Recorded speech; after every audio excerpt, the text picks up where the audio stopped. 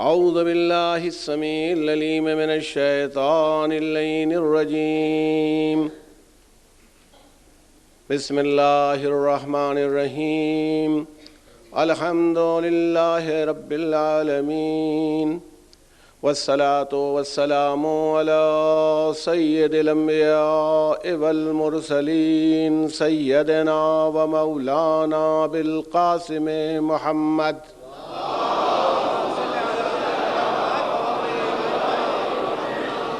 وآلہ الطیبین الطاہرین المعصومین المظلومین ولعنۃ اللہ علی اعدائہم اجمعین استغفر اللہ الذی لا الہ الا هو الحی القیوم الرحمن الرحیم ذو الجلال والاکرام واسألہ ان یتوب علی توبۃ عبد ذلیل خاضع فقیر بائس مسکین مستکین مستجیر لا یملک لنفسہ نفعا ولا ضرا ولا موتا ولا حیاتا ولا نشورا اما بعد فقد قال اللہ تبارک و تعالی فی کتابہ المجید والفرقان الحمید وقولہ الحق لقد ارسلنا رسلنا بالبینات وانزلنا معهم الکتاب لیقوم الناس بالقسط صلوات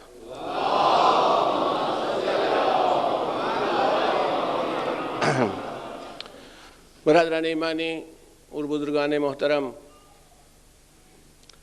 میں نے کل آپ کی خدمت میں عرض کیا تھا کہ انشاءاللہ آج کی تاریخ سے جس مجلس کو خطاب کرنے کا شرف اس وقت حاصل کر رہا ہوں، موضوع جو ان 10 مجالس کے لیے منتخب کیا ہے وہ پیش کروں گا۔ آپ کے ذہن عالی میں یوں تو عدل کو یا جسٹس کو آپ جستا جستا تھوڑا تھوڑا تمام ذاکرین اور خطبہ اور علماء سے سنتے رہتے ہیں، کیونکہ ہمارے تو مسلک میں ہی عدل کا تصور اصول دین میں شامل ہے، اس لیے کہ ہم اس بات کا یقین رکھتے ہیں کہ جیسے اس کی ذات کے ساتھ توحید جڑی ہوئی ہے، ویسے ہی اس رب کے ساتھ عدل بھی جڑا ہوا ہے، اور ہم مانتے ہی نہیں کسی ایسے کو، حاکم بھی نہیں مانتے جو عادل نہ ہو۔ اگر نبی آئے تو عادل ہونا چاہیے، اگر امام آئے تو عادل ہونا چاہیے، تو جس کا نبی اور امام عادل ہوتا ہے اس کا رب کتنا عادل ہوگا۔ اس لیے عدالت ہمارا ایک موضوع ہے ہمیشہ سے، جو بنیادی طور پر ہے، جس کی طرف آپ کو متوجہ کرنا ہے۔ اور مجالس میں آپ جانتے ہیں کہ ان مجالس میں خاص طور سے اتنی بڑی مجلس، اتنی بڑی مرکزی مجلس جو یہاں ہوتی ہے، اس میں بہرحال تھوڑا بہت خیال تو ہر صنف کے اعتبار سے رکھا جاتا ہے، ہر عمر کے اور نقطۂ نظر سے بھی رکھا جاتا ہے کہ بات اتنی گہری اور ثقیل نہ ہو جائے کہ مبتدی نہ سمجھ سکیں، بات اتنی ہلکی نہ ہو جائے کہ جو خواص ہیں ان سے کوئی رابطہ نہ رہ جائے۔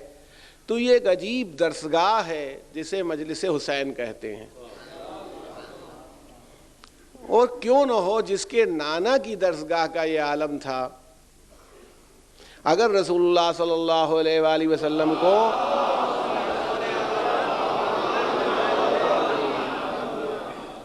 مثلا پیغمبر کو پروردگار عالم مبعوث کرتا اور آکسفورڈ میں پڑھانے کے لیے کھڑا کر دیتا، میں کہتا ہوں میرے اعتبار سے کہ آکسفورڈ کے سارے دانشور ہوتے اور امیر المومنین یا رسول اللہ درس دیتے تو یقیناً وہ سر دھنتے، ان کو معلوم ہو جاتا کہ کس درجے کا آدمی بول رہا ہے۔ لیکن مجھے کمال پیغمبر کا یہ دکھائی پڑتا ہے کہ انہیں بولنا ان کے درمیان تھا، سمجھانا ان کو تھا جن کے لیے کہ وَإِن كَانُوا مِن قَبْلُ لَفِي ضَلَالٍ مُبِينٍ، کہ یہ لوگ اس سے پہلے کھلی ہوئی گمراہی میں مبتلا تھے۔ اب میں کہتا ہوں، میں اپنے بچوں سے کہوں کہ خود بتاؤ، ہمیں بتاؤ کسی آدمی کے گھر میں جانے کا طریقہ کیا ہوتا ہے؟ تم آئے جاتے ہو، میں چھوٹے سے بچے پوچھتا ہوں، 4 یا 5 سال کا بچہ اگر کسی آدمی کے گھر میں جائے گا تو کیا کرے گا؟ جو ڈور بیل ہے اسے دبائے گا، نہیں ہے ڈور بیل تو ناک کرے گا، داخل ہوگا۔ اب میں کیا کہوں کہ قرآن خود ہی کہہ رہا ہے جب کسی کے گھر میں جاؤ تو پچھواڑے سے پھاند کے نہ جایا کرو۔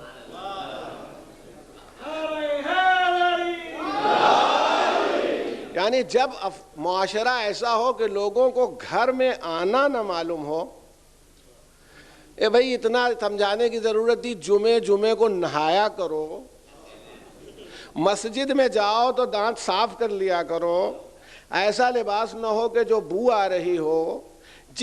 یہ تھا ضلال مبین۔ میں ابھی اس کی بات نہیں کر رہا ہوں کہ وہ لڑکی کو زندہ دفن کر دیتے تھے اور 40 سال تک معمولی باتوں پر جنگ کرتے تھے۔ میں تو کہتا ہوں کہ عام جو اصول اخلاق ہیں، جو ایٹیکیٹ ہے، وہ بھی نہیں معلوم تھا۔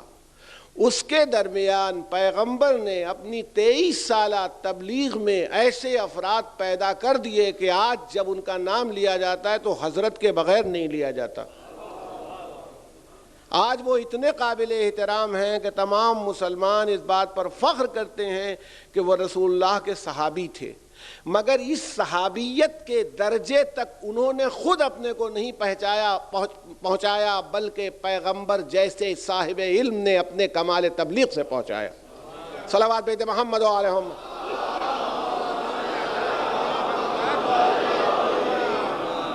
تو آپ کی خدمت میں عرض کرنا ہے کہ اسی کے نواسے کی، اسی کے فرزند کی مجلس ہوتی ہے تو اس کا بھی یہی کمال ہوتا ہے۔ ہم نے تو کتنے جاہلوں کو دیکھا، بیچاروں کو، امی جو زبانی پورے مرثیے یاد ہیں ان کو، یہی نہیں بلکہ ایسے مرثیہ خان ہیں جو امی مرثیہ خان کہلاتے ہیں، انہیں لکھنا نہیں آتا تھا۔ آپ کے یہاں صاحبان نظر تشریف فرما، یہ مرثیہ بہت پڑھا جاتا ہے۔ آج مقتل میں عجب بے سر و ساما ہے حرم، یہ جناب چھنگا صاحب حسین کا مرثیہ ہے جو پڑھا جاتا ہے۔ اور چھنگا صاحب حسین جو تھے انہیں مرثیہ لکھنا بھی نہیں آتا تھا، وہ الف بے نہیں جانتے تھے کہ لکھ دیتے، وہ اپنا نام نہیں لکھ سکتے تھے۔ سارے مراثی ان کے زبانی ہیں اور زبانی ہی پڑھتے بھی تھے۔ یہ فیض کہاں سے حاصل ہوتا ہے؟ کوئی اس لیے کہ ایک دم سے تو مرثیہ نہیں کہنے لگے ہوں گے، یعنی مجلس حسین میں اگر شعور کے ساتھ بیٹھ جائے کوئی اور سیکھنے لگے تو چاہے لکھنا نہ بھی آتا ہو، پڑھنا نہ بھی آتا ہو، مگر ایسا صاحب کمال بن جائے کہ لکھنے اور پڑھنے والے خود حیرت زدہ ہو جائیں کہ یہ کون ہے۔ صلوات بیت محمد علیہم۔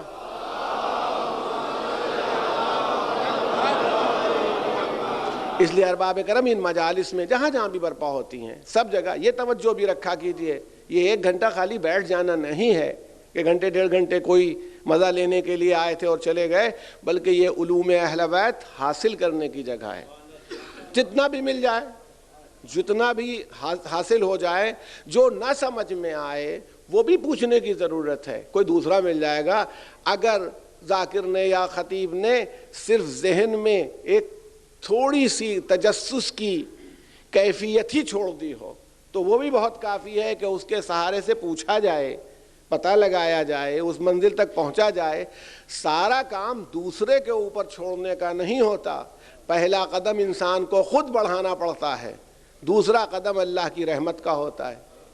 اس لیے میں نے آپ کے سامنے کہا نا کہ یوں تو سب لوگ عدل کا تذکرہ کرتے رہتے ہیں، لیکن اب دیکھیں سورہ حدید میں پروردگار عالم کی طرف سے ارشاد ہو رہا ہے، لقد ارسلنا، بے شک ہم نے بھیجا، رسولنا، اپنے رسولوں کو، بالبینات، بینات کے ساتھ، آیات کے ساتھ، معجزوں کے ساتھ۔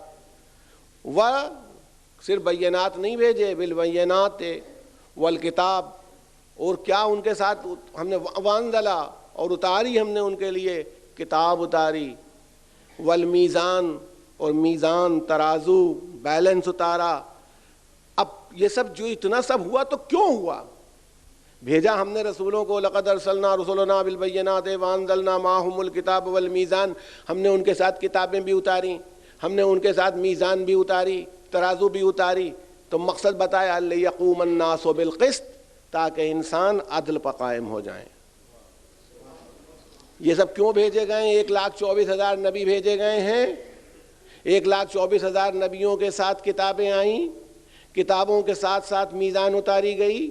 میزان ابھی میں اس کی جو تشریح، ممکن تشریح ہوگی، وہ آپ کی خدمت میں پیش کروں گا۔ یہ میزان اتاری گئی لیقوم الناس بالقسط، تاکہ انسان عدل کے اوپر قائم ہو جائیں، انسان جسٹس پر قائم ہو جائیں۔ اس لیے میں نے آپ سے کہا کہ بنیاد اسلام عدل ہے، اگر مان لیجئے کہ دنیا کے جو لوگ اتارے گئے ہیں، جو آئے ہیں، عدل پر قائم نہ ہو سکیں تو پھر رسولوں کے آنے کا کوئی مقصد نہیں رہ گیا۔ دیکھیں دو صورتیں ہوتی ہیں، ایک آدمی ہم کہتے ہیں نہیں بڑی محنت کی مگر اپنے مقصد تک نہیں پہنچا تو اسے کیا کہیں گے؟ ناکامیاب رہا۔ اچھا آدمی اپنے مقصد تک نہیں پہنچتا تو ہم کہتے ہیں مشیت الہی، اور اگر مشیت الہی خود اپنے مقصد تک نہ پہنچ پائے، صاحبان نظر تشریف فرما ہے، میں اپنے مقصد تک نہیں پہنچا تو کہا میں نے ارادہ کیا تھا مگر کیا کروں کہ پروردگار عالم نے اس ارادے کو نہیں پورا ہونے دیا، ٹوٹ گیا میرا ارادہ۔ اور خدا نے ایک بات طے کی ہے، خدا یہ چاہتا ہے کہ انسان عدل کے اوپر قائم ہو جائیں اور عدل پر انسان قائم نہ ہو پائیں۔ دیکھیں ایک نہیں کہ کسی کا اس میں ایکسیپشن ہو، کوئی ایک استثناء نہیں۔ لقد ارسلنا رسلنا، سارے رسولوں کو جو ہم نے اتارا ہے اور بھیجا ہے اس کا ہمارا مقصد کیا ہے؟ اور خالی بھیجا نہیں، ان رسولوں کو جب بھیجا تو بینات کے ساتھ بھیجا، معجزے ان کو دیے اور ان کو کتابیں دیں۔ کتابیں کیا ہیں؟ قانون حیات ان کو دیا، قانون حیات کے ساتھ ہم نے میزان بھی ان کو عطا کی۔ اب کس مقصد سے دی؟ لیقوم الناس بالقسط، کہ یہ عدل کے اوپر قائم ہو جائیں۔ اگر یہ مقصد پورا نہ ہو تو یہ ساری پروسیس بیکار ہے۔ یہ جتنی پروسیس ہو رہی ہے کہ رسولوں کو ہم نے بھیجا، کتابیں اتاری، میزان اتاری، اور اس پروسیس کے ساتھ ہم چاہتے کیا ہیں کہ یہ عدل پر قائم ہو جائیں۔ اگر انسان عدل پر قائم نہ ہو تو یہ ساری پروسیس اس کو بیکار کہیں یا بیکار نہ کہیں، یہ خود عقلی فیصلہ کر لیجئے گا۔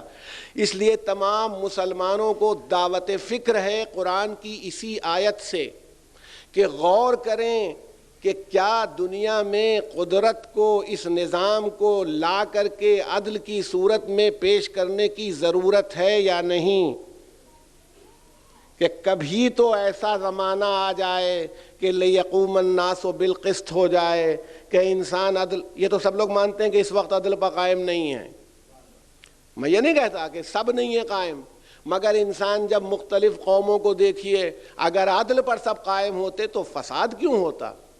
اگر عدل پر قائم ہوتے تو خونریزی کیوں ہوتی؟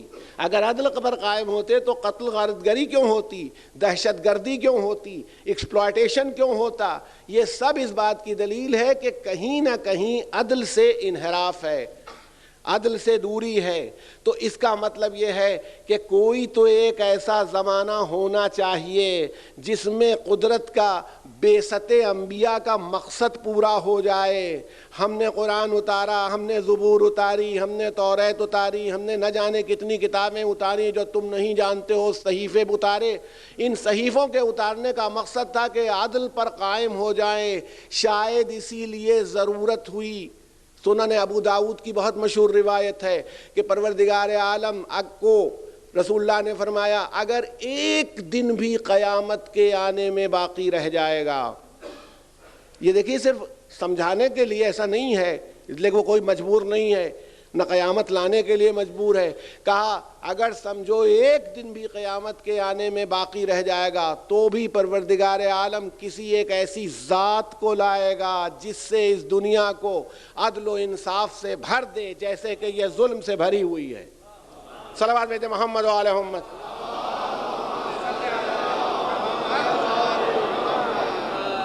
اور یہاں پر آ کر کے اب اللہ تعالیٰ کا لاکھ لاکھ شکر ہے کہ مسلمانوں کے سب گروہ متفق ہو جاتے ہیں۔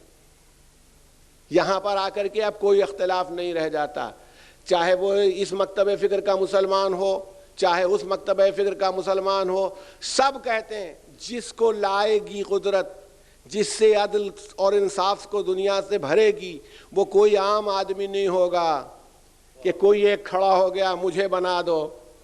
مسلمانوں الیکشن کرو، بناؤ کہ ایک آدمی یہ عدل سے بھر دے۔ آج کا تو زمانہ ہے بھئی، یہ تو میں تو سمجھتا ہوں کہ کمپیوٹر پر الیکشن ہو سکتے ہیں، انٹرنیٹ کے ذریعے الیکشن ہو جائے، تمام مسلمان فیصلہ کر لیں کہ یہ صاحب آئیں گے اور دنیا کو عدل و انصاف سے بھر دیں گے۔ مگر سارے مسلمان متحد ہیں کہ حدیث رسول کہہ رہی ہے وہ آنے والا میری نسل سے ہوگا، بلکہ اب اس نسل میں بھی اس کا اس کا بالکل وضاحت فرما دی ہے، وہ نسل فاطمہ زہرا سے ہوگا جو آ کر کے دنیا کو عدل و انصاف سے بھرے گا۔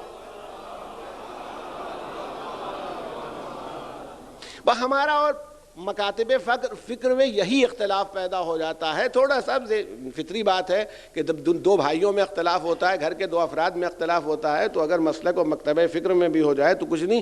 ہم کہتے ہیں کہ اللہ کی سنت میں تبدیلی نہیں ہوتی۔ جب آخری آنے والے کو کے بارے میں اتنی تفصیل موجود ہے اور یہ ہے کہ وہ نسل زہرا سے ہوگا، تو پہلے آنے والے کا انتخاب بھی عوام پر نہیں چھوڑا جا سکتا۔ یہ عقلی طور پر یہ فیصلہ ہے کہ جب آخری اللہ کا مقرر کردہ ہوگا تو پہلا بھی اللہ ہی کا مقرر کردہ ہوگا۔ ہمارا کام چننا نہیں ہے، ہمارا کام اطاعت کرنا ہے۔ تو آپ دیکھیں، مگر میں آپ سے عرض کرنا چاہتا ہوں، لقد ارسلنا رسلنا بالبینات، ہم نے رسولوں کو بھیجا بینات کے ساتھ۔ بینات کیا ہے؟ معجزوں کے ساتھ بھیجا۔ تو یہ پروردگار عالم کو کیا کوئی جادو معاذ اللہ دکھانے کا شوق ہے؟ کیا یہ کہ کچھ دیکھا جائے کہ کچھ معجزے؟ دیکھیں، ذہنی طور پر یہ مجالس جو ہیں ہماری ذہنی تطہیر کے لیے بھی ہوتی ہیں، تو توجہ رکھیے گا۔ معجزوں کے لیے بہت، ہم اب تو بہت سے علاقوں میں تو یہ دیکھتے ہیں نا، ایک دم سے کسی نے شور مچایا، وہ دیکھیے علم میں چمک پیدا ہو گئی، وہ دیکھیے علم سرخ ہو گیا۔ یہ بھی آج سمجھ لیجئے، غور فرما لیجئے کہ اس آیت کے ذیل میں کہ معجزے پروردگار عالم کی طرف سے بلا وجہ نہیں دکھائے جاتے۔ نہ امام کو معجزے دکھانے کا شوق ہے، نہ رسول کو معجزے دکھانے کا شوق ہے۔ معجزوں کا اظہار ایک وجہ سے ہوتا ہے۔ دیکھیں، چار چیزیں ذہن عالم میرے بچے غور کر لیں اور یاد کر لیں۔ کبھی بھی معجزہ ہوگا تو اس میں چار پلرز ہیں معجزے کے، چار رکن ہیں، ان سے آپ جڑ لیجئے۔ جب تک چاروں موجود نہیں ہوں گے معجزہ نہیں ہوگا، جس چیز کو بھی آپ معجزہ کہتے ہوں۔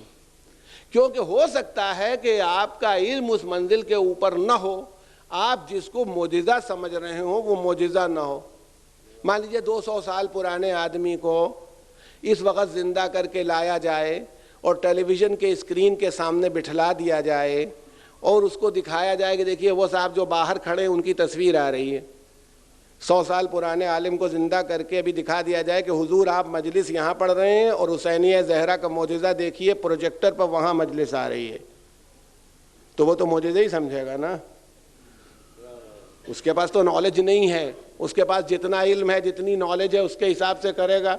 بھئی اتنا سا موبائل ہے، آپ نے ڈیولپمنٹ کی، ترقی اور ارتقاء کی پوری تصویر دیکھی ہے، اس بیچارے نے وہ ڈیولپمنٹ اور ترقی اور ارتقاء دیکھا نہیں، تو اس کو اتنے سے موبائل سے یہاں سے اور مثلاً یہاں سے آپ بات پاکستان کر رہے ہیں اور ہندوستان بات کر رہے ہیں اور آپ کی آواز بھی سنائی پڑ رہی ہے اور سانس بھی آ جا رہی ہے، چونکہ آپ نے ساری پروسیس دیکھی ہے تو آپ کو تعجب نہیں ہوتا، آپ اس کو سائنٹیفک ایڈوانسمنٹ سمجھتے ہیں۔ اس کو یہ سائنٹیفک ایڈوانسمنٹ نہیں، معجزہ دکھائی پڑے گا۔ دیکھیں نا، مگر یہ معجزہ تو نہیں ہے۔ تو معجزہ کیا چیز ہوتی ہے؟ قرآن نے بینات کی لفظ استعمال کی، آیات کی لفظ استعمال کی، معجزہ، اور معجزے دیے۔ جناب موسیٰ کو معجزہ عطا فرمایا، جناب عیسیٰ کو، اور یہ تو جن کو ہم جانتے ہیں۔ دیکھیے، کہیں سے کوئی آدمی آتا ہے، آپ کے ملک میں اگر کوئی سفیر آئے گا کسی دوسرے ملک سے تو ڈاکومنٹس لے کے آتا ہے۔ میں یہاں پر آیا اور اگر میں کل پہنچ جاؤں یہاں کے سرکاری دفتر میں اور کہوں میں ہندوستان کا سفیر ہوں، مجھے بھیجا گیا ہے یہاں سفارت کے لیے، وہ تو میں بائی دا وے مجلس پڑھنے لگا یہاں، میں تو ایمبیسڈر ہوں انڈیا کا اور میں آیا ہوں، پرانے ایمبیسڈر کو ہٹا دیا گیا ہے، یا ہو سکتا ہے بیچارے چھٹی وٹی میں چلے گئے ہوں وہ وہاں اور ہم یہاں ایمبیسڈر کا اعلان کر رہے ہیں، تو وہ کیا کہیں گے؟ کاغذات دکھائیے، آپ کے کاغذات دیکھ لیں، گورنمنٹ آف فارن منسٹری نے آپ کے لیے کیا لکھا ہے، کون سے کاغذات جو ایک ایمبیسڈر یا اس کے پاس ہونے چاہیے۔ اچھا، دوسری پروسیس ان کے پاس بہت اچھی ہے کہ وہ اٹھائیں گے، ٹیلی فون اٹھائیں گے کہ صاحب ایسے ایسے آئے ہیں، وہ ایمبیسڈر ہیں کہ نہیں، تو گورنمنٹ آف انڈیا یہی کہے گی کہ یا جے قید کر کے بھیج دیجئے یا وہاں کسی پاگل خانے میں رکھ دیجئے۔ دونوں ہی صورتیں پیدا ہو سکتی ہیں، لیکن وہ جب تک اس بات کی تحقیق نہیں کر لیں گے بات آگے نہیں بڑھے گی۔ اب ایک آدمی کھڑا ہوا اور کہہ رہا میں اللہ کا رسول ہوں. اب ہم اللہ سے تو ڈائریکٹ بات بھی نہیں کر سکتے کہ پالنے والے واقعی یہ تیرا رسول ہے یا نہیں ہے. جیسے وہ کہے گا میں اللہ کا رسول ہوں, میں اللہ کا نبی ہوں, اس نے مجھ کو بھیجا. اچھا یہ ایسا نہیں کہ جھوٹے پیدا نہیں ہوتے, ہر دور میں جھوٹوں کی تعداد رہی ہے. کتنے آدمی یہاں ایک دوسرے کو فریب دیتے رہتے ہیں اور ٹھگتے رہتے ہیں, تو فریب کی تو کوئی حد نہیں ہے. وہ کہتا ہے میں اللہ کا نبی ہوں, میں رسول اللہ کی کا نائب ہوں, میں اس کا جانشین ہوں, میں ان کا امام ہوں. ہم مانے کیسے؟ آپ کو معلوم ہے اب تک نہ جانے کتنے مہدی پیدا ہو چکے, نام کے مہدی نہیں بھائی, اصلی والے امام مہدی ہوں کہہ رہے. اچھا آپ خطرہ بھی ہوتا ہے کہ واقعتاً یہ ہو اور ہم ان کا انکار کریں, یہ بھی ہے. تو اب دیکھیں نا کہ اس کو اپنے ڈاکومنٹس دکھانے ہوتے ہیں, جن ڈاکومنٹس کو ہم پہچانتے ہیں. اس کے پاس ایسا کوئی ڈاکومنٹ نہیں ہے, اور اس ڈاکومنٹ کو ہم اگر وہ ہو بھی اس کے پاس تو ہمیں اس کی سند کو جانچنے کا ہمارے پاس کوئی ذریعہ نہیں ہوتا, کیونکہ مہر نبوت موجود تھی مگر مہر نبوت کو سمجھنے والی نظر تو ہو. مہر نبوت تو جب پیغمبر پیدا ہوئے اسی وقت سے تھی, کوئی نئی مہر نبوت تھوڑی ہے, مگر اس کو پہچاننا مشکل ہے. تو سب سے پہلی بات بینات کا مقصد ہوتا ہے, پرپز ہوتا ہے. بینات کا پرپز ہوتا ہے کہ اللہ کا جو منصب والا آدمی ہے, اللہ کا جو عہدیدار ہے, چاہے وہ نبی ہو اس کی طرف سے یا اسے امام مقرر کیا گیا ہو, وہ لاتا ہے معجزہ, دکھاتا ہے اپنے دعوے کے ثبوت میں کہ میں ادھر کا ہوں, تمہارا جیسا نہیں ہوں. یا یہ تو ہمارے جیسے تھے, اگر ہمارے جیسے تھے تو آپ ایک نہیں, تمام مسلمان مل کے انگلی اٹھائیے, چاند کو 2 ٹکڑے کر کے نہیں, آپ 1.5 ٹکڑے میں کر دیجئے, پون اور چوتھائی کر دیجئے. تمام مسلمان انگلی اگر لگا دیں کہ چاند ٹکڑے ہو جائے, 2 ٹکڑے ہو جائے, تو کر سکتے ہیں؟ نہیں. تو ہمارا جیسا کیسے؟ ہمارا جیسا ہو ہی نہیں سکتا, وہ ادھر سے آیا ہے. جب وہ ادھر سے آیا ہے تو اپنے دعوے کے ثبوت میں کچھ پیش کرے گا کہ میں ادھر والا تمہارے جیسا نہیں ہوں, میں ادھر والا ہوں. اور جب وہ دعوے کے ثبوت میں پیش کرتا ہے تو پہلی بات معجزے کا مقصد ہوتا ہے, پرپس. میراکل کا پرپس ہونا چاہیے کہ کس لیے یہ معجزہ پیش کیا گیا.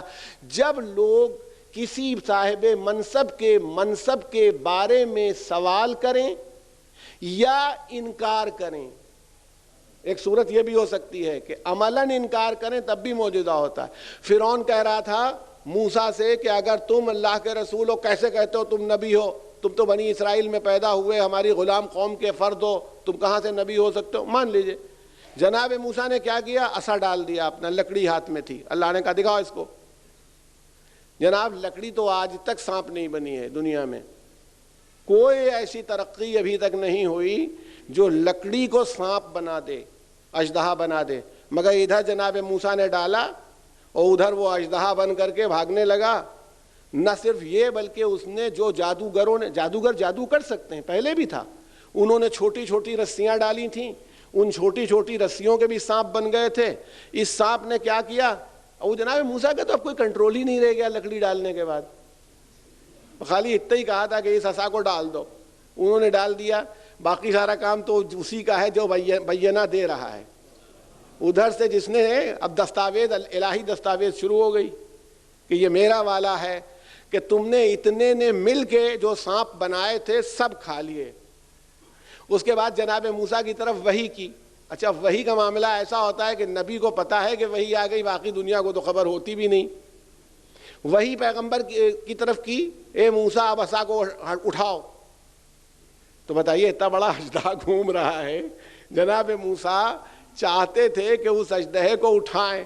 تو بیان یہ کیا جاتا ہے کہ آپ نے پہلے اس کے منہ کے اوپر کپڑا ڈالا کہ حکم ہوا اٹھاؤ, لیکن منہ کی طرف ہاتھ نہیں بڑھایا اور اس کو اٹھا لیا. اسی لیے امام جعفر صادق علیہ الصلوۃ والسلام سے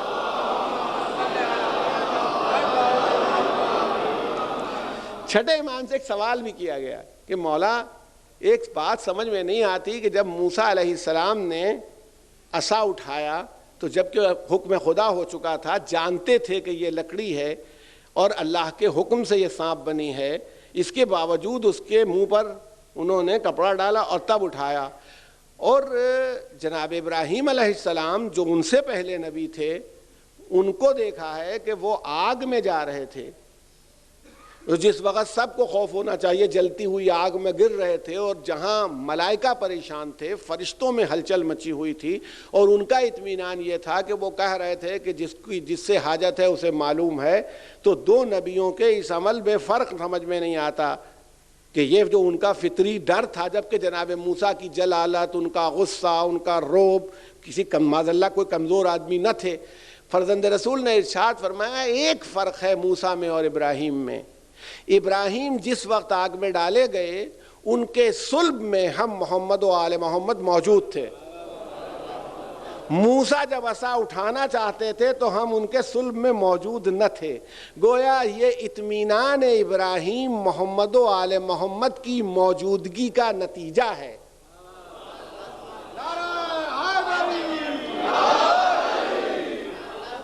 ارے جس کے صلب میں نور علی موجود ہو، جس کے صلب میں نور حسن و حسین موجود ہو، نور پیغمبر موجود ہو، اسے کیا خوف جب ان کا نام لے کے یا علی کہہ کے ہم بے خوف ہو جاتے ہیں۔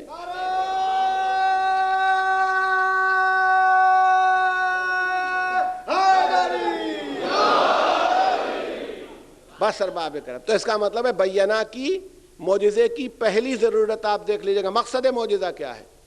کوئی آدمی ایسا جو اللہ کی طرف سے صاحب منصب ہو، اس سے ثبوت مانگا جاتا ہے، تم ادھر کے ہو بتاؤ۔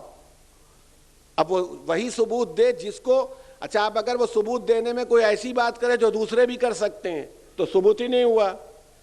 تو دوسری شرط یہ ہے کہ اس کا جو عمل ہے وہ ایکسٹرا آرڈینری ہونا چاہیے، جو عام نہ ہو، غیر معمولی ہو۔ لکڑی سانپ نہیں بنتی، لکڑی سانپ بن کے نگل بھی لے تو سب کو ہضم نہیں کر سکتی، کچھ نہ کچھ ہونا چاہیے، مگر طلب ایسی کہ جو عام طور پر عام حالات میں ممکن نہ ہو، واقعے کو غیر معمولی ہونا چاہیے۔ اگر عام واقعہ ہے، عام معاملہ ہے تو معجزہ نہیں بنے گا۔ مان لیجئے کہ ایک صاحب بہت بیمار تھے، سب ڈاکٹروں نے جواب دے دیا، ایک ڈاکٹر صاحب نے دوا پلا دی، وہ ٹھیک ہو گئے، یہ معجزہ ہے؟ بھئی معجزہ اس لیے نہیں ہے کہ یہ سب ساری دنیا کہے گی جو عام ڈاکٹروں کو دوا نہیں معلوم تھی وہ ان کو معلوم تھی، یا یہ کہ اتفاق سے سوٹ کر گئی، چانس تھا، دوا دی گئی، بچ گئے، یہ معجزہ نہیں بنے گا۔ لیکن اگر کوئی مردہ ہو، اس مردے کو کوئی زندہ کرے اور وہ مردہ زندہ ہو جائے اور اسے ٹھوکر مارے اور کہے قم باذن اللہ، اللہ کے حکم سے اٹھ جا، اور وہ اٹھ کے کھڑا ہو جائے، کوئی نابینا، یہ تو ہو جاتا ہے کہ آج دنیا نے اتنی ترقی کی کہ آنکھ نکال کے کسی آدمی کی آپریشن کر کے کسی دوسرے کی آنکھ لگا دی جائے، دیکھنے لگے۔ مگر جو بچپن سے نابینا ہو، جس کی بینائی کے ملنے کا کوئی امکان نہ ہو، کوئی آدمی خالی ہاتھ پھیرے اور وہ بینا ہو جائے، یہ معجزہ ہوگا کہ نہیں؟ میں کہتا ہوں معجزہ یہ نہیں ہے کہ کسی آدمی کی گردن آپ کاٹ دیں اور وہ قتل ہو جائے اور مر جائے جیسے نمرود نے کیا تھا۔ معجزہ یہ ہے کہ اگر تابوت لا کے سامنے رکھ دیا جائے، تابوت میں زندہ آدمی لیٹا ہوا ہو، اور صرف یہ ظاہر کرنے کے لیے کہ آپ اللہ کی طرف سے نہیں ہیں، اس لیے کہ اگر آپ کے پاس اللہ کی طرف سے ہوتے تو یہ علم بھی ہوتا کہ یہ لیٹنے والا زندہ ہے کہ مردہ ہے، اور امام یہ بتا سکتا تھا کہ بھائی زندہ کو لائے ہو، نماز جنازہ کیوں کر پڑھاؤں؟ آپ نے خالی یہ پوچھا نماز جنازہ پڑھا دوں؟ بار بار پوچھا نماز جنازہ پڑھا دوں؟ اس نے کہا ہاں نماز جنازہ پڑھا دیجئے۔ اماں کو بھی لے کے آئے تھے، ایسے موقع پتہ نہیں کیسی کیسی امائیں ہوتی ہیں، پہنچ جاتی ہیں، نماز جنازہ پڑھا دوں۔ میں کہتا ہوں کہ اگر ہاتھ سے قتل کر دیا جاتا، دھمکا کے مار دیا جاتا تو معجزہ نہیں تھا، مگر ادھر نماز جنازہ ختم ہو گئی، ادھر اب جو اس کو اٹھانا چاہتے ہیں کہ مذاق ہو رہا ہے، اٹھو اٹھو، اب وہ نہیں اٹھتے۔ میں کہتا ہوں کہ یہ صاحب اعجاز ہے یہ اس کی طرف سے مقرر کردہ ہے. اس کے اختیارات یہ دکھائے جا رہے ہیں کہ اس کو قتل کرنے کی ضرورت نہیں ہے, اس کا ارادہ ہو جائے کہ نماز جنازہ ہونا چاہیے, یہی کافی ہے.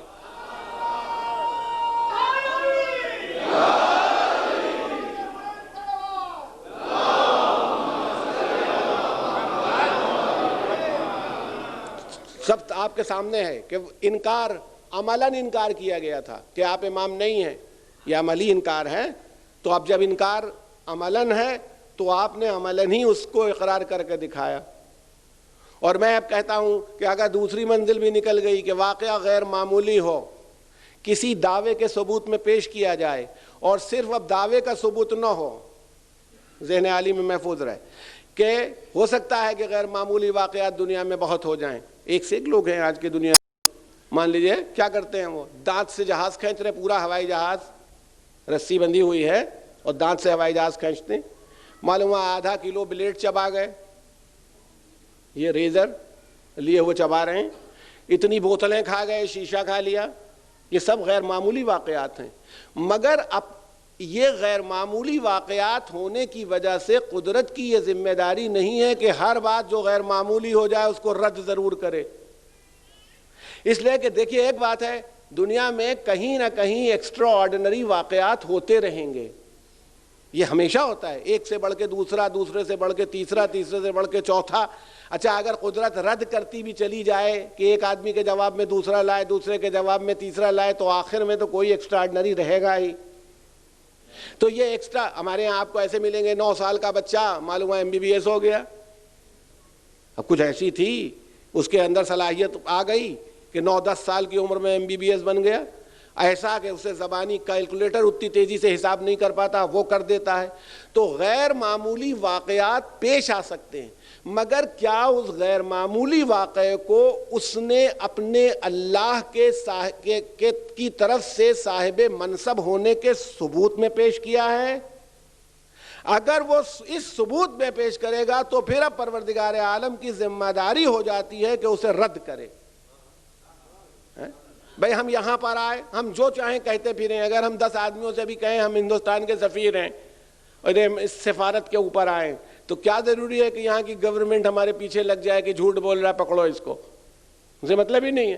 جب ہم گورنمنٹ کے آفس میں پہنچے اور ہم نے کہا کہ ہم سفیر ہیں انڈیا کے, تب ان کی ذمہ داری ہے کہ وہ ہندوستان سے پوچھیں, اور اب ہندوستان کی ذمہ داری ہے کہ وہ کہیں میرا سفیر نہیں.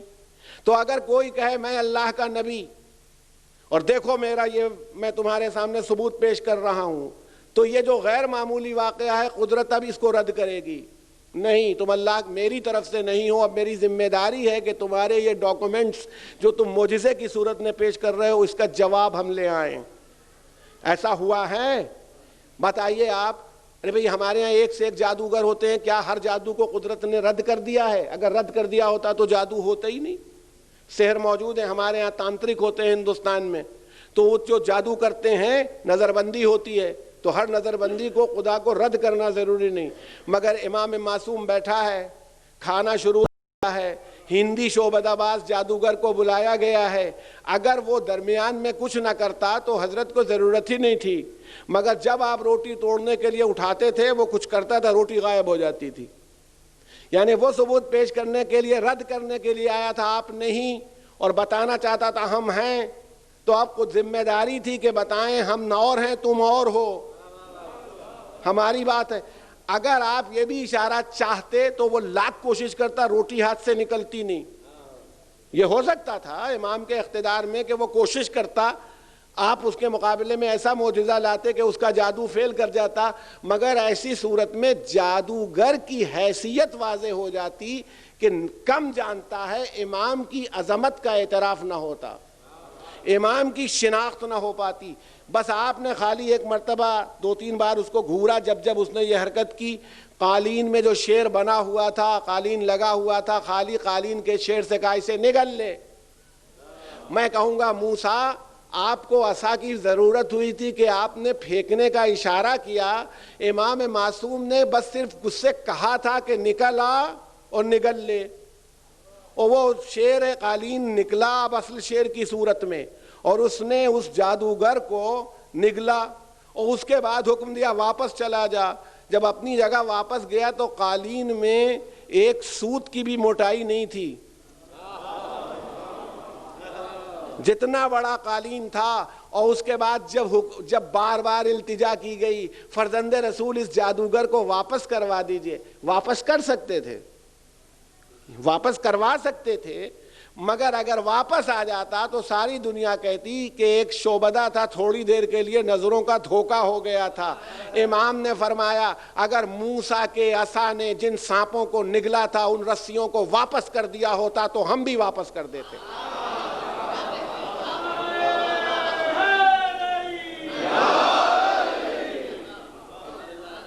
ذہن عالی میں محفوظ رہے. تو واقعے کے پیچھے مقصد ہونا چاہیے دعوی ثبوت, نبوت کا ثبوت, جس نے دعویٰ کیا ہے امامت کا ثبوت دے, اور واقعہ غیر معمولی ہو, اس واقعے کو رد نہ کیا جا سکے, رد نہ ہو کبھی, اس میں ریووکیبلٹی ہونی چاہیے. اور چوتھی بات یہ ہے کہ اس دعوے کے باطل ہونے کی پہلے سے کوئی وجہ موجود نہ ہو. دیکھیں دو طرح سے دعویٰ باطل ہوتا ہے. ایک آدمی کہہ رہا ہے میں نبی ہوں یا میں امام ہوں, اس کی طرف سے ہوں, اس کا خود ایسا کردار موجود ہے کہ کسی دعوے کی ضرورت ہی نہیں. اب آپ خود بتائیے, اگر ذرا سی بھی عقل کسی انسان کے پاس ہو اور امام صاحب کو بتایا جائے کہ امام صاحب شراب بھی پیتے ہیں ہمارے, معاذ اللہ, دنیا میں ایسے امام بھی موجود ہیں, ائمہ کفر ہیں, بیٹھے پی رہے ہیں. اچھا وہ مریدین کو سمجھا بھی دیتے ہیں, عقل بھی سکھا دیتے ہیں, بھئی شراب تو تبھی تک ہوتی ہے جب تک ہونٹوں کے تک ہے, اور ادھر منہ میں گئی نہیں کہ دودھ بن گئی. یہ معجزہ ان کے منہ کا ہے کہ شراب جہاں سے جاتی ہے پہ منہ میں دودھ بن جاتی ہے اور وہ دودھ پی لیتے ہیں. اس پر ایک خطیب اہل بیت نے اچھی بات کہی تھی کہ بھائی سیدھے سیدھے دودھ ہی کیوں نہیں پی لیتے, اتنی جھنجھٹ کی کیا ضرورت, سستا بھی ہے شراب کے مقابلے میں, سیدھے سے دودھ پی لیں.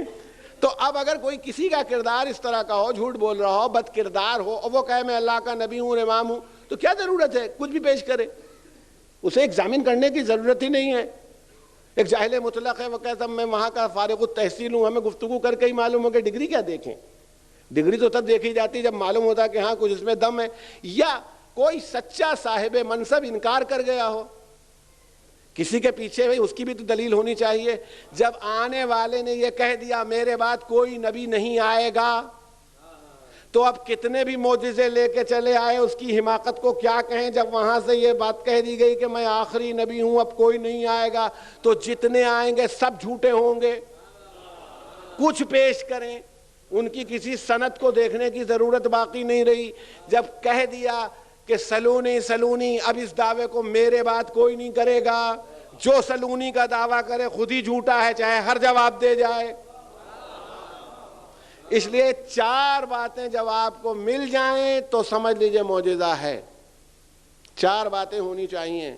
پہلی بات اس کے اندر یہ کہ معجزہ دکھایا جاتا ہے, پیش کیا جاتا ہے, بینات کو لایا جاتا ہے اپنے دعوے کے ثبوت میں کہ میں اللہ کی طرف سے مقرر کردہ نبی یا امام ہوں. دوسری بات یہ ہے کہ واقعہ عام واقعہ نہ ہو کہ لوگ بھی اسے پیش کر سکیں, غیر معمولی ہو, ایکسٹراڈنری ہو. اور جب وہ یہ دکھا دے تو اللہ کی ذمہ داری ہے کہ اگر یہ بات سچ نہ کہہ رہا ہو تو اس کو باطل پر وہ ثابت کرے, اس کی بات جھوٹی بھی ثابت نہ ہو, irrevocable رہے. عیسیٰ نے کہا میں خدا کی طرف سے ہوں, معجزہ پیش کیا, آج تک اس کی رد نہیں آئی.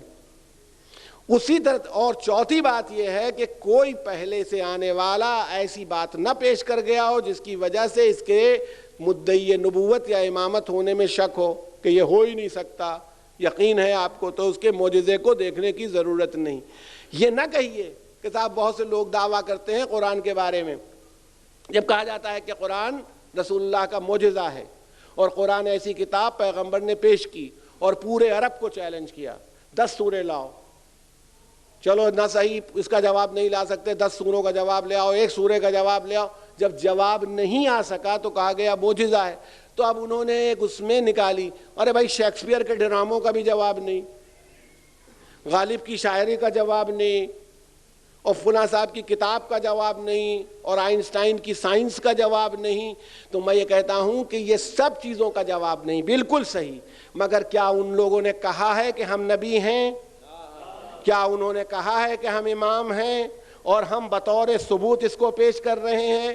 غالب نے کہا ہو کہ صاحب ہم نبی یا امام ہیں اور یہ ہم اپنی شاعری بطور ثبوت پیش کر رہے ہیں. جس دن یہ کہہ دیتا قدرت اس سے بڑا شاعر پیدا کر دیتی.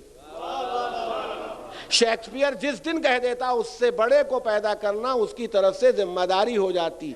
اہل بیت علیہم السلام اور نبی کا کمال یہ ہے کہ جب وہ چیز انہوں نے پیش کی تو اپنے صاحب منصب ہونے کے اعلان کے ساتھ پیش کی. قرآن اگر اللہ کی کتاب نہ ہوتا تو اللہ پر لازم تھا کہ اس سے بہتر کتاب لا کر کے اس کا جواب پیش کرے، مگر ساری دنیا کا عاجز ہو جانا اس بات کی دلیل ہے کہ یہ قرآن نہیں، یہ سند مصطفیٰ ہے. صلوات بھائی محمد و آل محمد. بس یہ بات یاد رکھیے گا، بہت ضروری میرے بچوں، خاص طور سے یاد رکھیے گا کہ ہر جگہ معجزہ نہ طلب کیا کیجئے کہ معجزہ ہو جائے اور دیکھ لیں. معجزے سے ماننا کوئی بہت بڑی بات نہیں ہے.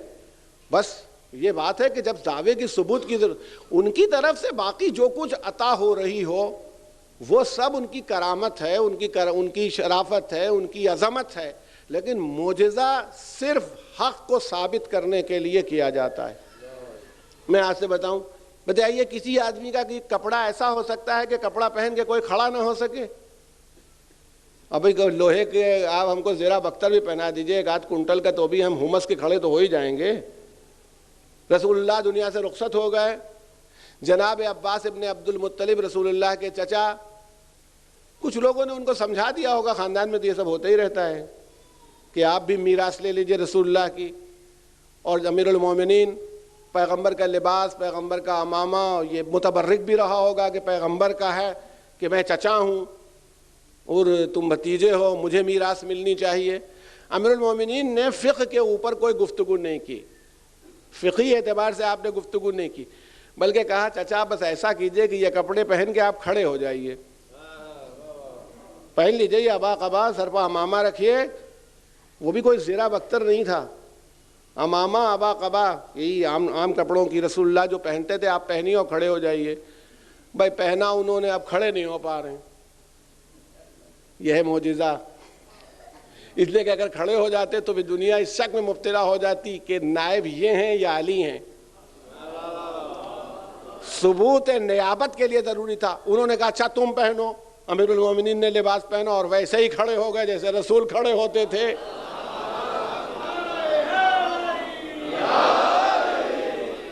بس شرماوے. اس کا مطلب یہ ہے کہ جو بینات ہوتے ہیں، کبھی آپ نے پتھروں کو بولتے دیکھا ہے کہ پتھر سے آواز آ رہی ہو؟ ارے بھائی ٹیلی ویژن میں جو انسٹرومنٹ لگے رہتے ہیں یا جو ڈیوائسز اس میں لگی ہوئی ہیں ان میں بھی ایک پوری پروسیس ہے. جب لگائی جاتی ہے تو اس میں سے آواز نکلتی ہے، جب اسمبل کی جاتی ہے. لیکن آپ ایک لوہے کا ٹکڑا رکھ دیں اور بولنے لگے اور ایک پتھر رکھ دیں اور بولنے لگے. مگر رسول کے ہاتھوں پر سنگریزے تسبیح کرنے لگتے تھے، جیسے ہی اٹھاتے تھے پتھر بولتے تھے. اس کا مطلب ہے کہ ثبوت دینے کے لیے کہ یہ عام آدمی نہیں، ادھر سے ہے، اس کے ہاتھ پر پتھر بول سکتے ہیں. اور میں کہتا ہوں خالی پتھر نہیں، اگر ضرورت پڑ جائے تو پتھر کو بلوایا بھی جا سکتا ہے، ہاتھ پر لینے کی ضرورت بھی نہیں ہے. امام زین العابدین ہمارے چوتھے امام، امام زین العابدین علیہ الصلوۃ والسلام ہیں. اور جناب محمد حنفیہ آپ کی چچا ہوئے جناب محمد حنفیہ. اور وہ میں نے کبھی آپ کی خدمت میں عرض کیا ہوگا، تفصیلات میں پیش نہیں کرنا چاہتا، صرف دلیل کی صورت میں، کہ مکے میں حج کے موقع کے اوپر امامت کو سے دنیا کو روش راست کرانے کے لیے جناب محمد حنفیہ سے کہا امام نے کہ پوچھئے حجر اسود سے، کہیے کہ آپ کی امامت کی گواہی دے. ارے بھائی جتوں کا جی چاہے آج جا کے پوچھ لیں، جو گواہی دے دے. ہم یہیں سے یقین سے بتاتے ہیں کچھ نہیں کہے گا، بغیر پوچھے ہی ہم بتائے دے رہے ہیں. مگر محمد حنفیہ نے آواز دی، پتھر سے کچھ آواز نہیں آئی. امام نے کہا کہ گواہی دے دے، پتھر بول اٹھا. حجر اسود نے گواہی دے دی. شاید پتھر اسی دن کے لیے چپ رہا ہو کہ کسی ایک دن تو امام منصوص من اللہ کی گواہی دینی ہے. اور اب دنیا کو یقین کر لینا چاہیے کہ جو پتھر دنیا میں بول کے امامت کی گواہی دے سکتا ہے، وہ چومنے والوں کے ایمان کی گواہی اگر قیامت میں دے دے تو تعجب نہ کریں۔ صلوات بیت محمد و آل محمد۔ پھر انشاءاللہ اب دامن وقت میں گنجائش نہیں بچی بات اس رخ پر کہ اس میں اس آیہ کریمہ میں آپ غور فرمائیے گا، ایک لفظ بینات کی آئی ہے، ایک میزان ہے، ایک کتاب ہے، کیونکہ جب تک ان زینوں سے ہم لوگ نہیں گزریں گے اپنے موضوع تک پہنچ بھی نہیں سکتے۔ تو انشاءاللہ جب گفتگو ہونی ہے تو اگر یہ بات بھی ذہن نشین ہو گئی ہے کہ معجزہ کیا ہوتا ہے اور معجزہ کیوں ہوتا ہے اور معجزہ کب ہوتا ہے اور معجزے کا مقصد کیا ہوتا ہے، ان چار چیزوں کو تلاش کر لیجیے گا۔ مقصد معجزہ ہونا چاہیے، معجزے کو غیر معمولی ہونا چاہیے، اس غیر معمولی واقعے کو کبھی رد نہ ہونا چاہیے، وہ ریووک نہیں کیا جا سکتا، اور چوتھی بات پہلے سے کوئی ایسی موجود نہ ہو جو دعویٰ کرنے والے کے دعوے کو ہی باطل کرتی ہو۔ اگر یہ چار باتیں ہوں گی تو یہ معجزہ ہوگا۔ تو ان سب چیزوں کو یعنی اس کا مطلب ہے معجزہ کوئی عام بات نہیں ہوتی، دیا جاتا ہے، اور ان خاص باتوں کو اس لیے دیا جاتا ہے تاکہ وہ آدمی انسانوں تک وہ پیغام الہی پہنچا دے کہ جس کی وجہ سے انسانی معاشرہ اس بات پر جو عدل پروردگار ہے، جس عدل کو وہ قائم کرنا چاہتا ہے، اس پر قائم ہو جائے۔ آج شب جمعہ ہے، اور آپ حضرات بالکل متوجہ بھی رہے ہیں عبادات کے اندر، اور یہ آپ نے دعائیں کی ہیں۔ آپ اندازہ کیجئے، آپ معجزوں کے ظہور کے بجائے آپ کے پاس دعا خود ایک معجزہ ہے۔ اگر آپ غور فرمائیں تو بہت سے ایسے کام دنیا میں ہیں جو دعاؤں سے ہو سکتے ہیں اور بغیر دعا کے نہیں ہوتے۔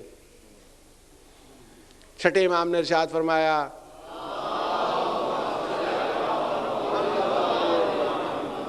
یہ نہ کہا کرو کہ دعا سے کچھ نہیں ہوتا۔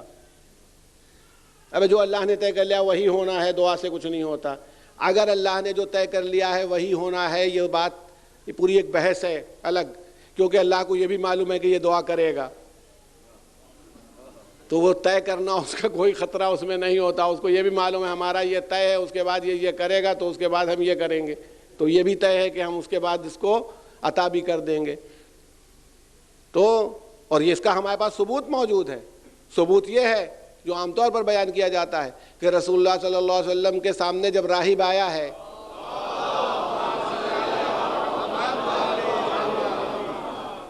تو راہب تو ہم لوگ اس لیے کہہ دیتے ہیں، ورنہ راہب کے تو معنی ہی یہ ہوتے ہیں جو دنیا کو ترک کر دے، تو بیوی بچے سے کیا لینا دینا اس کو۔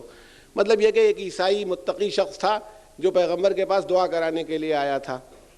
تو پیغمبر صلی اللہ علیہ وسلم کے لیے اللہ تعالیٰ نے کہا کہ آپ دعا نہیں کیجئے اس کے لیے۔ پیغمبر نے دعا روک دی، آپ یہ سنتے رہتے ہیں۔ مگر میں یہ کہتا ہوں کیا پیغمبر جتنی دعائیں کرتے تھے اور جو دعا کرواتا تھا سب اللہ اسی وقت قبول کر لیتا تھا؟ ارے پیغمبر کی یہ دعا نہ رہی ہوگی کہ ہر آدمی مسلمان ہو جائے؟ یعنی آپ بتائیے، ساری دنیا کے سارے سماج کے سدھر جانے کی آپ نے دعا کی ہوگی کہ نہیں کی ہوگی؟ کون اللہ کا صاحب منصب ایسا ہوگا، منصب دار، جو چاہے گا کہ کچھ لوگ جہنم میں چلے جائیں؟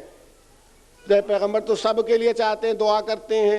اس کا مطلب ہے کہ پیغمبر کی دعائیں جو مشیت پروردگار میں مطابق آ جاتی ہیں وہ قبول کر لیتا ہے، اور جو نہیں قبول کرتا اس کے پیچھے اس کی مصلحت ہوتی ہے۔ یہ ہے تو جب پیغمبر کی دعا تھی تو اب وہ دعا کرتے اللہ کی مشیت کے مطابق نہیں تھا، نہیں دی، بات ختم ہو جاتی۔ ان سے تو خالی کہہ رہا تھا دعا کر لیجئے، یہ تھوڑی کہہ رہا تھا۔ مگر ادھر منع کیا دعا نہ کیجیے گا، اور ادھر ارباب کرم چھوٹا نواسا سامنے آیا، پیغمبر کو مزمحل دیکھا، دعا کے لیے منع کر دیا گیا، تو اس بات کی بھی گویا اطلاع ہو گئی۔ بس امام حسین علیہ السلام کے لیے بیان یہی کیا جاتا ہے کہ حضرت نے کہا کہ کیا ہوا؟ کہا دعا کے لیے آیا تھا، دعا کے لیے منع کیا گیا۔ آپ نے فرمایا میں نے ایک بیٹا دیا۔ پیغمبر نے منع کیا، کہا 2، یہاں تک کہ 7 بچوں تک بات پہنچ گئی۔ جب 7 بیٹوں تک بات پہنچ گئی تو جبرائیل نے کہا اے خدا کے رسول آپ خاموش رہیے، پروردگار نے فیصلہ کر لیا ہے کہ حسین جتنے بیٹے عطا کرے گا ہم سب دیں گے۔ اب لوگ کہتے ہیں کہ وہاں تو منع کیا تھا، رسول کی معاذ اللہ اہانت ہو گئی۔ دیکھیے پیغمبر کو اس موقع پر دعا کرنے سے منع کیا گیا تھا، عطا کرنے سے نہیں منع کیا گیا تھا۔ دعا اور ہوتی ہے، عطا اور ہوتی ہے۔ دعا مومنین کرتے ہیں تو قبول ہو جاتی ہے، مومنین کو عطا کرنے کا اختیار نہیں۔ مومنین کی دعا جب قبولیت پر پہنچتی ہے تو وہ عطا کر دیتا ہے۔ اہل بیت کو یہ اختیار دیا ہے کہ کبھی موقع ہو تو دعا کرو، کبھی موقع ہو تو اپنی طرف سے عطا کرو۔ بس ارباب کرم، یہ حسینیہ زہرا جس میں یہ مجلس عزا برپا ہوئی ہے، اس سے بہتر موقع دعا کا کیا ہو سکتا ہے؟ اب اندازہ فرمائیے گا اور خود سوچئے گا کہ اگر بھئی ہمارا تو عقیدہ یہی ہے، ہم تو یہی نظریہ رکھتے ہیں کہ جب ہماری مجلس ہوتی ہے تو ہمارا امام موجود ہوتا ہے، اس لیے کہ جب ان کے جد کی مجلس ہے تو وہ خود ہی موجود نہ ہوں، اس پر ہمیں تعجب ہوگا۔ ان کے جد کی مجلس ہے تو امام کو موجود ہونا چاہیے۔ امام زمانہ کی اگر موجودگی ہو اور کوئی بھی دعا کی جائے، آپ خود اندازہ کیجئے گا جب سب آمین کہیں تو اس میں امام وقت بھی موجود ہوتا ہوگا آمین کہنے کے لیے۔ اور اگر یہ اعتماد ہے کہ جب ہمارے عقائد کے اعتبار سے یہی ہے، نظریہ یہی ہے کہ حسین کی مجلس برپا ہو جائے تو دکھیاری ماں ضرور آتی ہے۔ حسین کی دکھیاری ماں فاطمہ زہرا مجلس کے اندر پرسہ لینے کے لیے آتی ہیں، اور جب رونے والوں کو دیکھتی ہیں کہ آنسو بہہ رہے ہیں تو ان کے لیے دعائے خیر کرتی ہیں۔ تو اگر ایسے موقع کے اوپر مومنین دعا کریں، اس لیے کہ دیکھیے بہت سی ایسی دروازے ہیں، امام فرما رہے تھے، چھٹے امام نے فرمایا ایسے بہت سے دروازے ہیں اللہ کے، تم نے نہیں دیکھا کہ دروازہ جب تک کھٹکھٹایا نہیں جاتا، اس پر آواز نہیں دی جاتی، نہیں کھلتا۔ تو ایسے بہت سے مقامات بلند ہیں، جب تک دعا نہیں کی جاتی وہ انسان کو حاصل نہیں ہوتی۔ اپنی دعاؤں پر کم بھروسہ کرو، مومنین اور صالح مومنین کی دعاؤں پر زیادہ بھروسہ کرو، اس لیے کہ اپنے گناہ تمہارے سامنے ہیں۔ جب تمہارے لیے دوسرے مومنین، تو ایک دوسرے کے لیے دعا کرنے کا حکم دیا گیا۔ اور کیسی کیسی دعائیں آپ اندازہ کریں، آپ عید کی خطبے میں جب دعا پڑھتے ہیں کوئی سوچ سکتا ہے کہ دعا کے اللہم، جس وقت آپ دعا کرتے ہیں ادخل فی کل خیر ادخلت فیہ محمد وآل محمد وان تخرجنی من کل سوء اخرجت منہ محمد وآل محمد، یا اللہ مجھے ہر اس نیکی میں داخل کر دے جس میں تو نے محمد وآل محمد کو داخل کیا، اور ہر اس برائی سے مجھے نکال دے جس سے تو نے محمد وآل محمد کو نکالا۔ اتنا بلند مقام جہاں انبیاء نہیں پہنچ سکتے، وہ عام مومنین سے دعا کروائی جا رہی ہے۔ کر کے تو دیکھو، دعا کر کے تو دیکھو، اس مقام تک پہنچ جاؤ گے اگر دعا کرو گے۔ آج کے دن پالنے والے ہم دعا کرتے ہیں، اور اس دعا کے اوپر اپنی شہزادی جناب فاطمہ زہرا سے التجا کرتے ہیں کہ اگر آپ چاہے آمین کہہ دیں، آپ کا آمین کہہ دینا ہی عطا ہوگی۔ کہ اس مجمع میں جو اتنا بڑا کثیر مجمع تشریف فرما ہے، ایک برابر کی بلڈنگ ہے جس کا آپ تذکرہ سنتے رہتے ہیں، کہ اس جگہ کے اوپر حکومت کی طرف سے، یو اے ای کی حکومت کی طرف سے یہ اجازت بھی ملی ہے کہ وہاں بھی عزائے امام مظلوم برپا کی جائے۔ تو انسان کا ایک احسان شناس انسان کا طریقہ یہ ہے کہ کوئی احسان کرے تو کچھ نہیں کر سکتا تو اس کے لیے دعائے خیر کرے۔ کم سے کم میں کہتا ہوں، آپ اس ملک میں رہتے ہیں، اس ملک میں یہ میں نہیں جانتا، میں تفصیلات سے واقف نہیں ہوں، یہاں کی حکومت کی تفصیلات سے، مگر لوگ جاتے وہی ہیں جس جگہ پر عدل و انصاف ہوتا ہے۔ کسی ایسے ملک میں کیوں آپ اپنے ملک سے بھاگنے کی کوشش کرتے ہیں؟ فساد میں کون رہے، خونریزی میں کون رہے، جان محفوظ نہیں ہے وہاں کون رہے؟ اس کا مطلب ہے ایسی جگہ پر آنا۔ اور امام نے فرمایا، امیر المومنین نے، یاد رکھو کہ عدل کے ساتھ کافر حکومت رہ سکتی ہے، مگر ظلم کے ساتھ مسلمانوں کی حکومت باقی نہیں رہ سکتی۔ اگر حکومت میں ظلم ہوگا تو حکومت فنا ہو جائے گی، حکومت میں عدل و انصاف ہوگا تو حکومت برقرار رہے گی۔ ہم کم سے کم حکام کے یہ تمام مومنین و مومنات شکر گزار ہیں کہ انہوں نے غریب و بے کس و مظلوم کے ماتم کے میں تعاون دیا ہے۔ پروردگار عالم ان کی توفیقات میں اضافہ بھی فرمائے، اس کو قبول بھی فرمائے۔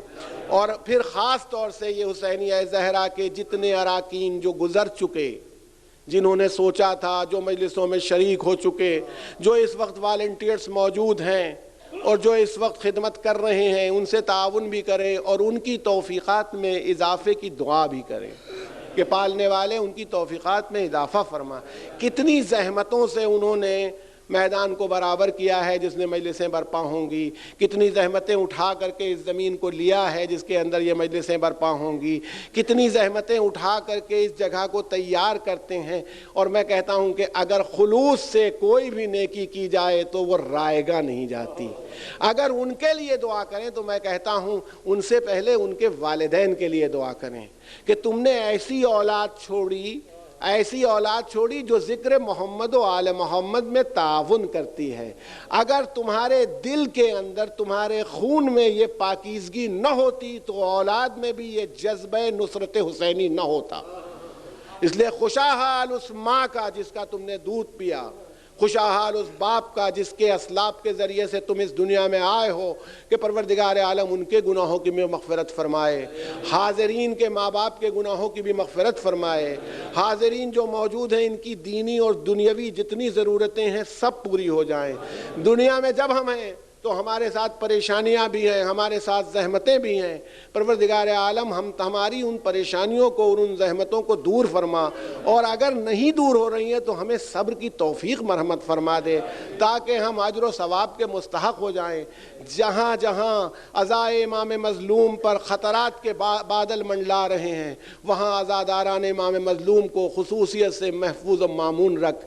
بالخصوص دبئی میں اور اس عزا خانے میں یہ پورا عشرہ عزا اور یہ پورے 2 مہینے اور 8 دن کی عزاداری سکون و اطمینان کے ماحول میں گزرے. کوئی تفرقہ نہ پیدا ہو، کوئی حالات ایسے نہ پیدا ہوں کہ آپس میں کوئی اختلاف ہو جائے. اور اس میں دیکھیے خالی دعا سے کام نہ چلے گا، اس لیے کہ امام ہی نے فرمایا جو آدمی بغیر عمل کے دعا کرتا ہے وہ ایسا ہی ہے جیسے تیر چلا رہا ہو چلے کمان نہ ہو. کمان کے بغیر تیر چلانے والے کو کہا ہے جب دعا کرو تو اسی کے مطابق عمل بھی کرو. تو ایک طرف اگر آپ کی دعا ہے کہ یہاں پرسکون ماحول رہے، امن قائم رہے، تو اس امن اور سکون کو قائم کرنے میں آپ بھی تعاون کریں. جو قوانین ہیں ان کو نہ توڑیں، جس طرح کی صفائی اس کا خیال ہے اس صفائی کا خیال کریں، جو والنٹیئرز ہیں ان کے ساتھ تعاون کریں، جو مومنین ہیں ایک دوسرے کے ساتھ متحد رہیں. اس لیے کہ غموں کے موقع پر لڑا نہیں جاتا. جب کسی مظلوم و بےکس کا ماتم کرنے کے لیے بیٹھے ہیں تو لڑنے کی کوئی ضرورت نہیں. ذرا کربلا کے ان 72 کو دیکھ لیجئے، ہر سن و سال کا آدمی موجود تھا، چھوٹا بھی تھا، بڑا بھی تھا، جوان بھی تھے، بوڑھے بھی تھے، مرد بھی تھے، عورتیں بھی تھیں، کوئی ایک سن نہیں. آقا بھی موجود ہے، غلام بھی ہے، کالے بھی ہیں، گورے بھی ہیں. گویا جتنی دنیا میں جتنی قسمیں ہو سکتی ہیں سب امام حسین کربلا کے میدان میں لے کے آئے. مگر اتحاد ایسا، اتفاق ایسا کہ ہمیں نہیں معلوم ہوتا کہ ان میں کون کس درجے کا آدمی ہے. امام کا یہ کارنامہ نہیں کہ کربلا میں انہوں نے 72 افراد کی قربانی پیش کر دی، بلکہ حسین کا کارنامہ یہ بیان کیا جاتا ہے کہ کربلا میں انہوں نے ہر سن و سال کے حسین کو پیش کیا. 6 مہینے کا حسین دیکھنا ہو تو علی اصغر کو دیکھو، 18 سال کا حسین دیکھنا ہو تو علی اکبر کو دیکھو، اگر سیاہ فام انسان کی جسم میں روح حسینی دیکھنی ہو تو جون کو دیکھو، اگر تمہیں بوڑھے مجاہد کی صورت میں حسین کو دیکھنا ہو تو حبیب ابن مظاہر کو دیکھو. یہ کربلا نہیں ہے. اگر عورتوں میں روح حسینی کو دیکھنا ہو تو زینب کو دیکھ لینا، ام کلثوم کو دیکھ لینا، فضہ کو دیکھ لینا. جہاں پر اتنے افراد متحد و متفق رہے ہوں ان کے چاہنے والوں کو کیسا متحد و متفق ہونا چاہیے. کربلا کی ریگزار آج 2 محرم کی شب ہے، کل 2 محرم. کتنی تیزی سے محرم کے دن گزر جاتے ہیں، ایام گزر جاتے ہیں. یہ 2 ہی محرم تو تھی جب میرا امام مظلوم کربلا کے بن میں پہنچا ہے. قافلہ لیے ہوئے کربلا کے بن میں امام کا پہنچنا تھا. میں کہتا ہوں شہزادی کونین سے پوچھوں، اے بی بی جب حسین مدینے سے چلا تو آپ مدینے میں رہیں یا حسین کے ساتھ چلی ہیں؟ جناب فاطمہ سے پوچھوں، شاید بی بی آواز دیں، ارے میرے دل کا ٹکڑا، میرے خون جگر کا پالا ہوا، جسے میں نے چکیا پیس پیس کے پالا ہے، جسے میں نے اپنا شیر پلایا ہے، جس کے گریے کو میں برداشت نہیں کر سکتی، جس کے لیے میں مسجد نبوی تک پہنچ گئی کہ میرا لال رو رہا ہے، وہ مدینہ چھوڑ کے چلا جائے اور میں قبر میں آرام کرتی رہوں، جہاں میرا حسین ہے وہاں موجود ہوں۔ میں کہتا ہوں شہزادی کربلا کے میدان میں آپ کی روح موجود ہے، روح زہرا دیکھ رہی، ذرا دیکھیے حسین کا گھوڑا آگے قدم نہیں بڑھا رہا ہے۔ اے بی بی دیکھیے ایک گھوڑا، دوسرا گھوڑا لایا گیا، امام نے طلب کیا، دوسرے گھوڑے پر بیٹھے، گھوڑے نے پھر قدم نہیں بڑھایا، یہاں تک کہ 6 گھوڑے منگوائے گئے۔ جب چھٹے گھوڑے نے بھی اپنا قدم آگے نہیں بڑھایا تو امام نے جھک کر کے ایک مٹھی ریگزار کربلا اٹھائی اور اس کو سونگھا، بس ادھر اس مٹی کو سونگھنا تھا، اس میں اپنے خون کی بو محسوس ہوئی۔ فرمایا بس اب اترو، گھوڑے سے اتر پڑے۔ یہی وہ بن ہے جہاں پر ہمارے لاشیں گریں گے، جہاں پر ہمارا خون بہایا جائے گا۔ یہی وہ ریگزار ہے جو صحرا ہے جس میں ہماری لاشیں بے غسل و کفن پڑی رہیں گی، بس اس کے آگے نہیں جانا ہے۔ قافلہ اترا ہی تھا کہ شہزادی نے کنیز سے اطلاع کروائی، اے بھیا ذرا ادھر آ جائیے۔ جناب امام حسین قریب آئے، شہزادی فرماتی بھیا اس بن سے نکل چلو، اس لیے کہ جیسے ہی میں اتری میرے سر سے چادر گر گئی۔ ہاں چاہنے والوں، یہ 2 محرم عید کا دن تھا، حسین و عباس موجود تھے، مگر ایک ایسی تیز ہوا چلی جس نے ثانیہ زہرا کی سر سے چادر کو گرا دیا۔ چادر کا گرنا تھا، شہزادی فرماتی ہیں کہ زرد مٹی اڑی اور اس نے میرے بالوں کو غبار آلود کر دیا۔ امام رونے لگے۔ میں کہتا ہوں بی بی یہ زمین اطلاع دے رہی ہے کہ اب یہ چادر سر پر نہ رہے گی۔ جس کے 18 بھائی موجود ہوں، جو یہ کہا کرتی تھی اے عباس جس کے 18 بھائی ہوں، بابا کی اطلاع تھی کہ میرے سر سے چادر چھینی جائے گی تو یقین نہیں آتا تھا۔ میں کہتا ہوں بی بی یہ زمین اطلاع دے رہی چادر سر پر نہ رہے گی، مگر چادر نہ رہے میں تو آپ کا پردہ کرنے کے لیے موجود ہوں۔ کربلا کی مٹی اڑ اڑ کے آپ کے بالوں پر آئے گی اور آپ کا پردہ قائم رکھے گی۔ امام نے فرمایا بہن یہ وہی مقام ہے جہاں پر ہم اپنے آخری وعدے کو پورا کرنے کے لیے آئے ہیں۔ بخیمے برپا ہونے تھے، آپ نے قبیلے کے افراد کو، جو قبیلہ بنی اسد کا قبیلہ تھا جس کی وہاں پر زمینیں تھیں، ان کو بلوایا۔ زمیندار آئے، زمینداروں کو اپنے پاس بٹھلایا، اس کے بعد کہا میں یہ زمین خریدنا چاہتا ہوں، بس چند منٹ کی زحمت، میں نے تھوڑا 5 منٹ وقت آپ سے اور چاہتا ہوں۔ 1 گھنٹہ تقریباً ہو گیا، لیکن اس خیال سے کہ کل چھٹی کا دن ہے میں آپ سے 5 منٹ کا وقت اس لیے چاہتا ہوں کہ ذرا حسین کی حسرت سن لے۔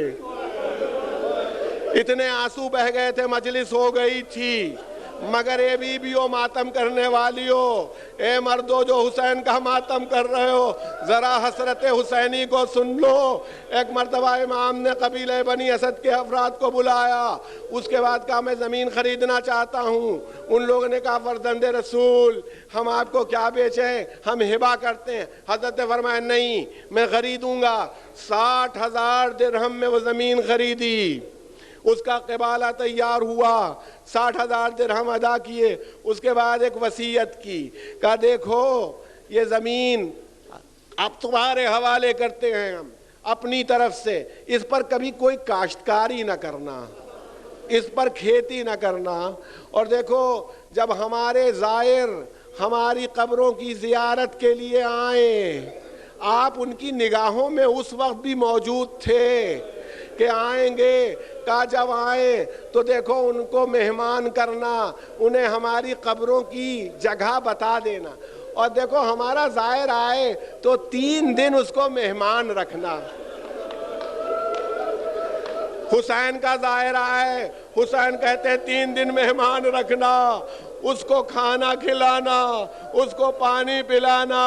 شاید زائر کو یاد دلانا چاہتے ہوں، اے زائر میں نے تیرے لیے 3 دن کی بھوک اور پیاس کے ہوتے ہوئے بھی کھانے اور پانی کا انتظام کر دیا، مگر ہائے کربلا میں میرے اطفال بھوکے اور پیاسے تھے۔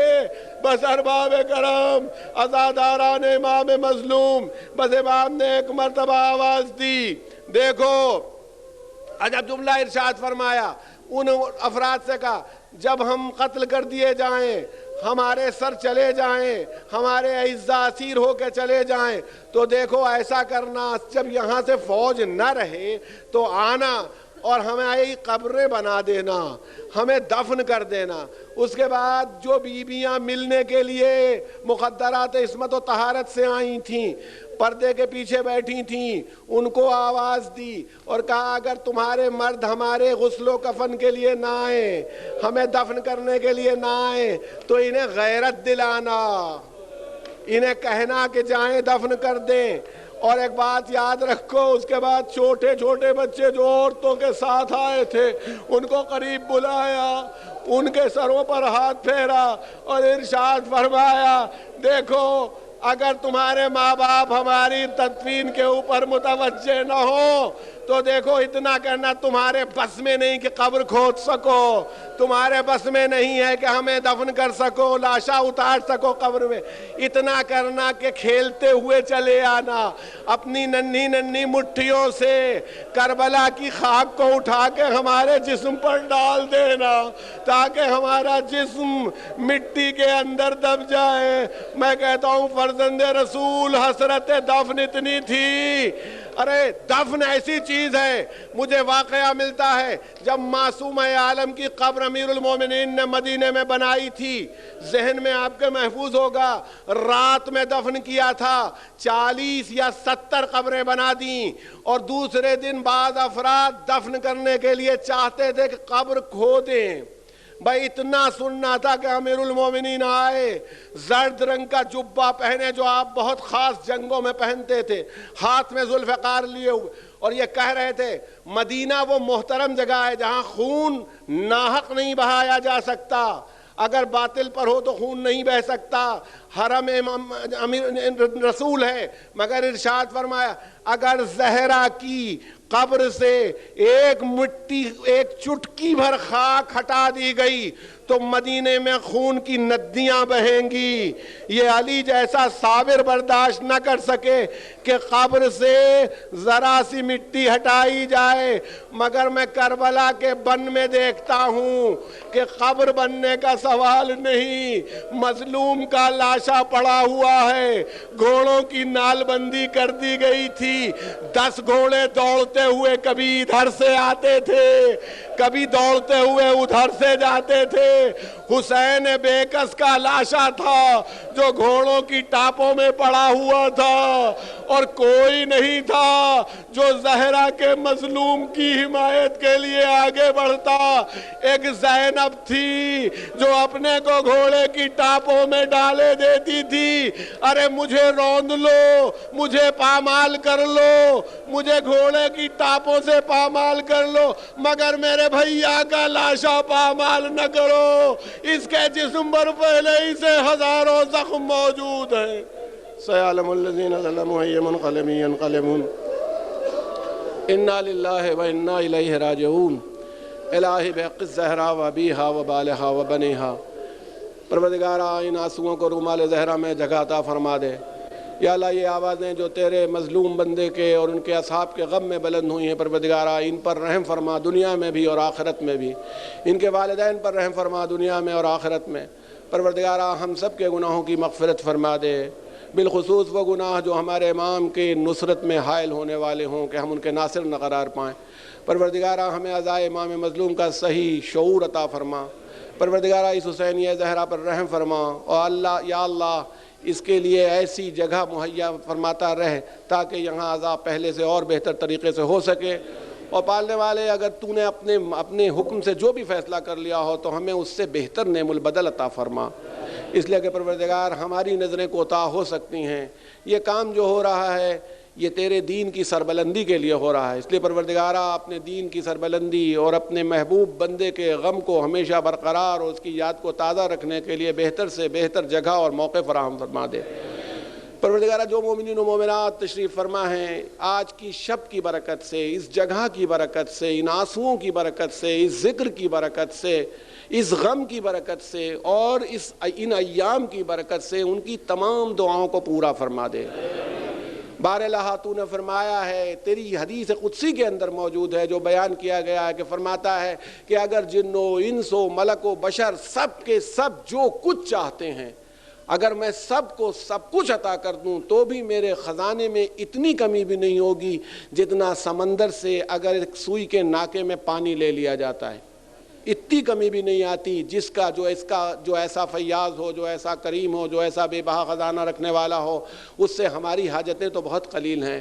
پالنے والے ہمیں تو مانگنا بھی نہیں آتا کہ ہمیں تیری بارگاہ میں کون سی دعا کرنی چاہیے اور کون سی چیز مانگنی چاہیے۔ پالنے والے ہمیں محمد و آل محمد کے صدقے میں، اپنی پاک کتاب کے صدقے میں، اپنی اس ہدایت کے ذریعے سے جو تو نے ہمیں دی ہے، ہماری تمام ان حاجتوں کو پورا کر دے جو ہمیں مانگنی چاہیے تھیں اور ہم نہیں مانگ سکے، اور پالنے والے جو ہم نے مانگی ہیں وہ بھی ہمیں عطا فرما دیں، اور بارالہ موقع دے کہ آئندہ سال بھی ہم سب اس سے بہتر طریقے سے بیٹھ کر کے غم امام مظلوم برپا کر سکیں، اور اس سال ہماری توفیقات میں کوئی کوتاہی نہ آنے دے۔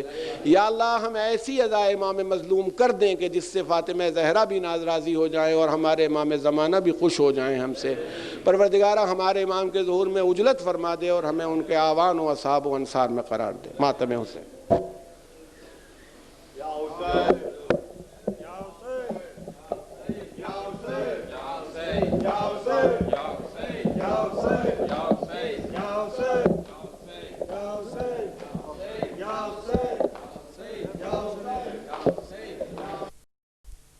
مجلس حسین برپا ہوتی ہے، جو قبلہ نے بیان کیا کہ جب مجلس حسین برپا ہوتی ہے تو حسین کی اجڑی ہوئی ماں اس فرش پہ موجود ہوتی۔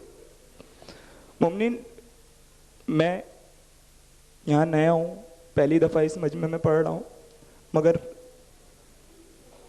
میں آپ سب کے تعاون کا بہت طلبگار ہوں۔ میرے ساتھ مل کے یک زبان ہو کے میں سوچ کے جو نوحہ آیا تھا وہ نہیں پڑھ رہا، ماحول کو دیکھتے ہوئے میں نے ایک استغاثہ جناب سیدہ کے حضور پیش کر رہا ہوں۔ تمام مومنین سے گزارش ہے یک زبان ہو کے میرے ساتھ مل کے اس استغاثے کو پڑھیں۔ یا خیر النساء العالمین، یا خیر النساء